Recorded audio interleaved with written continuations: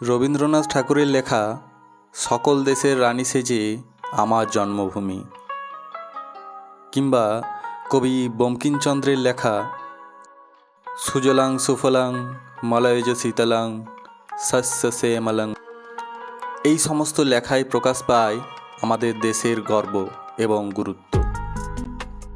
আমাদের দেশের যেমন রূপ, তেমনি তার পতাকার রং, গেরুয়া, সাদা এবং সবুজ। এই তিরঙ্গার তিনটি রঙের তিনটি অর্থ আছে।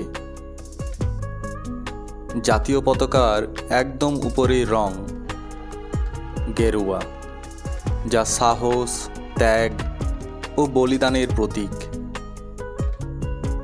বলা যেতে পারে এটি স্বাধীনতা সংগ্রামের শহীদদের বীরত্বের প্রতীক। পতাকার মাঝের রং সাদা, যা নির্দেশ করে শান্তি, সত্য ও পবিত্রতার, যা দেশের শান্তি ও ভালোবাসাকে তুলে ধরে।